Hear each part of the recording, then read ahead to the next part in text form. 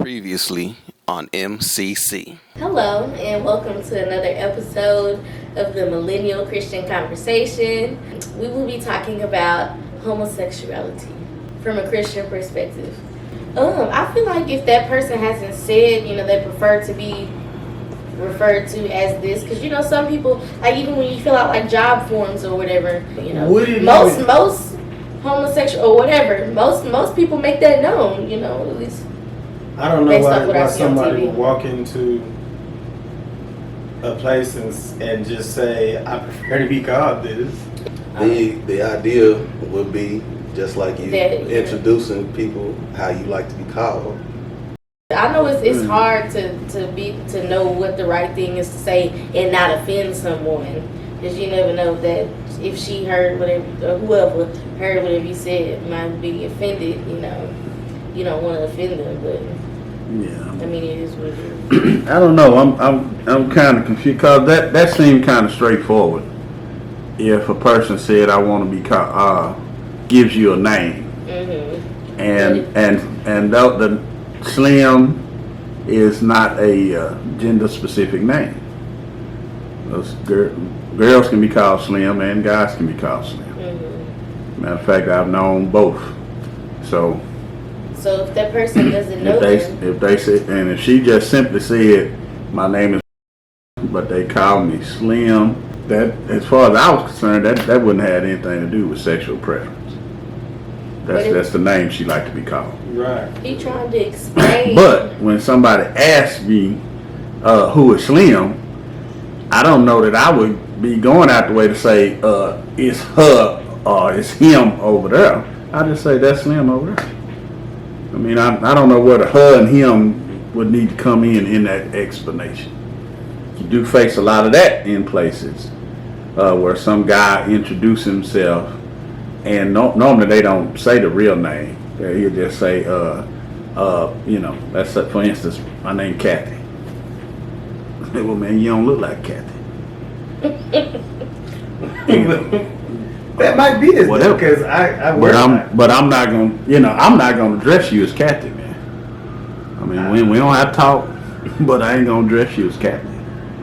That may be real though, because I worked with a guy. He's heterosexual, but his name is Danielle. Danielle's a man's name. I didn't know that. Just like I ain't know nothing about Danielle. Carol is a man's name. Kelly? Carol? Yes. I know a man named Kelly. Leslie is a Kelly. man's name. I've known. Those are men names Kelly and Leslie. from countries and times before modern day, where they start giving a name to women, like Christian. Christian now is either way, but Christian was a man's name. So it's, stuff has evolved over time. But Danielle, I went to school with a guy named Danielle. So though, that kind of stuff is fine. And like I said though, if they're introducing themselves and giving those names, but then say, I prefer to be called some form of that name or a nickname, that's one thing. But wanting to be called a more masculine name for a female or a more feminine name for a male, I would think it would be something else. And again, I guess the question again would be, so what do you do when someone introduces themselves as a name that doesn't really fit the gender? I don't think I ever came across that. I came across homosexual people, but they usually just say their regular name. All right. So what do you think your responsibility as a Christian millennial is to homosexuals or those who express that that's their preference? I do remember in school with some homosexuals, and I told them that I disagreed with the lifestyle because I was Christian. I don't know if that has anything to do with your responsibility, though.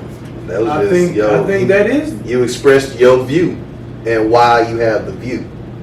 Outside of that, I mean, What else is there? I mean, the responsibility, as I see it, is simply tell them the truth of what the Bible says and about the lifestyle and the way opposite or the way away from the lifestyle, which would be Jesus and salvation and da. That's the responsibility. What they do with it is not. I mean, are we supposed to